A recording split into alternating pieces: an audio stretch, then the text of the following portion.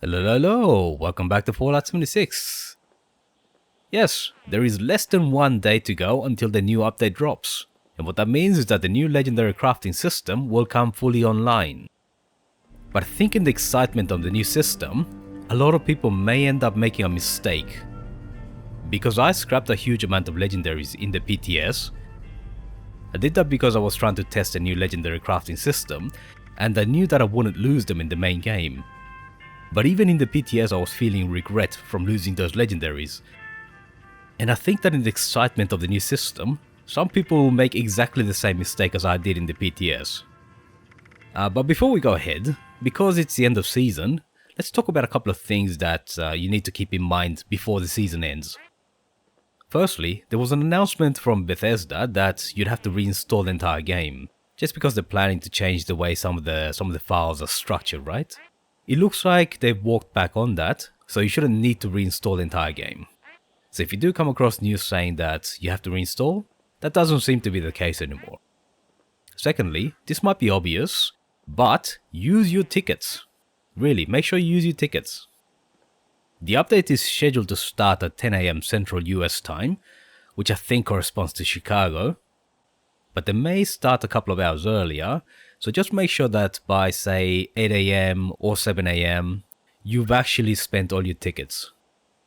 So for those people that are in East Asia, that should be Tuesday 8 PM or 9 PM, right? And for those people in Europe, that'll be the afternoon 1 PM or 2 PM London time. You can probably work out from this what the local time will be for you, but just in case, I'll leave a link in the description to this. If you have to, you can change the cities, right? But yes, make sure that you have spent your tickets. Remember, tickets do not pass over to the next season. Whatever you don't use up gets lost. One warning about the new scrapping system is that things like custom paints don't stop you from actually scrapping your weapons. One of the things that custom paints did was to stop you from scripting your legendary items. So that gave you some protection from losing your special items when you were selling spares, right? But the new system does not have that kind of protection. It is entirely possible to scrap custom painted items. Or at least that was the case in the PTS. Maybe they changed something as part of the full release. But one of the things that you can do to try and avoid scrapping your special items is to rename them. So let's say for a second that you really like this Ripper. You would absolutely not want to scrap it. So one of the things you can do is go to X for Inspect and Repair. And down here there'll be an option to rename. So on the PC that's V, right? It's usually a good idea to add a special character in front of the name. So in my case I prefer asterisks, or you can put a few vertical slashes. But either way, the goal is to add something that will tell you that this is special. So generally speaking, it is a good idea to do that for every single item that is special to you, right? Even if you're not currently using it. That way you know that you shouldn't drop it, you shouldn't scrap it, and you shouldn't sell it. But if that's a little bit too onerous for you, another option is to just go to your stash and put all the special items in there before you start scrapping anything. And while we're talking about scrapping, it's also a good idea that when you scrap something, that you take a second or so to give the server time to catch up. It's been proven in the past that rolling new legendaries, as well as opening containers like the minor pails you see here, as well as mutated party packs and everything like that, it's been proven that if you give it a second or two, you tend to get better results.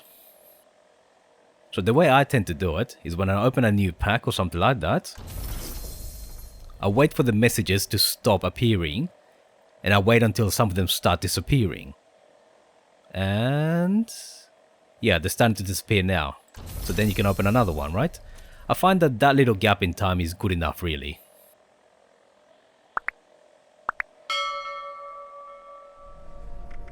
Okay, with all that said, let's move on to the main topic. So basically, all the legendaries that you have, as well as every legendary that you pick up from now onwards, will have to fall into 3 categories. The first category is the ones you keep, the second category are the ones you want to scrap, and the third category are the legendaries you want to strip. So let's talk about the first category. So in this case, this is a completely random bloody Crusader pistol that I got purely randomly, right? Now, many people would call this a god roll, right? Bloodied, explosive, reduced VATS cost. So usually when people talk about god rolls, they talk about these three categories. Do you have the perfect stars on the first, second and third tier? But there is a fourth factor, or more accurately a zeroth factor, and that's the item itself. In this case, the zeroth factor is that it's a Crusader pistol. That means that it's a weapon that I can use, and therefore these legendary properties are useful for me.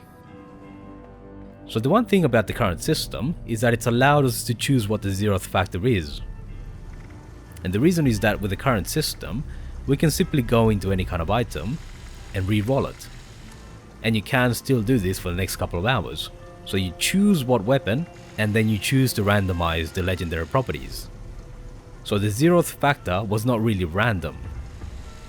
But with the new system, we won't be able to reroll. So what that means is that we'll have to go and modify each of the legendary properties individually. The only other way you have to get legendaries is to get completely random ones from events or expeditions. But that means that the item type is random, right? You no longer get to fix the item type and then just reroll the legendary properties. That's impossible. And that's the one thing that many people don't seem to realize. From now on, the weapon type is just as important as anything else. So to give you an idea what I mean, this is a god roll. Bloody, power attack, reduced damage while power attacking. That is a god roll. If it was on a chainsaw or an auto axe. But it's on a walking cane, so it's useless. You get my point? You can get the ideal set of stars, but it's just as important what those stars are on. And that's a zeroth factor that I'm talking about. Now mind you, that's no different than what we had up to now. Every time you got a reward from an event or an expedition, your weapon type was randomized as well. But because we've lost the ability to reroll on an existing legendary, we've lost the ability to fix that zeroth factor. It is now much more important than it's been up to now. And based on the comments that I'm seeing in my channel, lots of people haven't quite realized that yet. So going back to the question of what items should you keep, I would say if it's got 3 out of the 4 factors, then that's a god roll. Because remember, when we talked about a god roll in the old system, that meant 3 factors being perfect. But now because you have to take into account the weapon type as well, getting 2 good stars plus the right weapon type you want is essentially a god roll. Or at least it has the same chances of dropping as a god roll. The chances of you getting all 4 factors to be ideal is basically vanishingly small.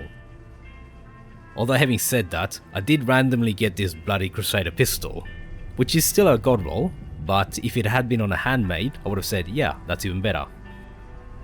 So the obvious situation is that if you get 2 good stars and the weapon type you want, you keep it, no matter what. And while we're talking about items with 2 great stars, if you happen on an item like this, which is 2 great stars, but only on a 2-star legendary, then keep it. Because the new system allows you to add a 3rd star, while still keeping the existing stars. So basically, I can turn this into a 3-star legendary, at the cost of 15 modules of course, but I still get to keep the 2 great stars it has. But what happens if you only have 2 good factors? Let's say that you got the right weapon type, in this case a fixer, but it only happens to have 1 out of 3 good stars. So that's 2 out of 4 factors that are good. That's a bit of a grey area, and I think it depends on how much stash space you have. If you have enough stash space, then I would recommend keeping it until you get something better. The reason being that you're getting 2 out of 4 factors in your favour. And that's similar odds to getting 2 out of 3 good stars in the old system. But the most important thing is that it has to be the right item. The new system allows you to modify the stars, but you can't modify the type of item, right? Unless you want to fill it with all 3 stars. And then as you start to run out of stash space, take out the worst examples or replace them with something better, and that way you're slowly improving what you have, right? Okay, now let's move on to scrapping. What's a good candidate to scrap? Luckily when you're scrapping, the type of item makes no difference whatsoever. let's take a look at this weapon. It's bloody, explosive, and reduced VATS cost. That is a god roll. That is pretty much a god roll. But at the same time, it's a pipe pistol. In the long term, nobody's going to be using pipe pistols. But if you were to scrap it, you would get a 3% chance to pick up something useful, because all the properties are good. Same with the walking cane that I was talking about before, right? It's got 3 great legendaries, but because I'm never going to be using a walking cane or a pipe weapon as a long-term item, they're both candidates for scrapping. Same with anything that's got 2 great stars, in this case bloody and lightweight, that's on a weapon that you're not going to use. Now the dilemma comes when you're dealing with an item that has 1 good star on an item that you're not going to use. In this case I've got better Gauss miniguns and I'm not going to use a meat hook. So both of these guys will be scrap material. Because I want to learn the bloody property and neither of these guys will give me much Scrip, so it's kind of pointless. The same goes for items that are 2 star but only have 1 good star. So in this case I don't really care about the second one, but I would like to learn the first. And because a 2 star only gives you 15 Scrip, I would say that this is a good candidate for scrapping. But now let's say that you're dealing with a 3-star legendary, but it only has 1 star that you want. So in this case, I probably want the 2nd star, right? The first and the last stars are not that great when it comes to weapons at least. In that case, I would say that this is a good candidate for scripping.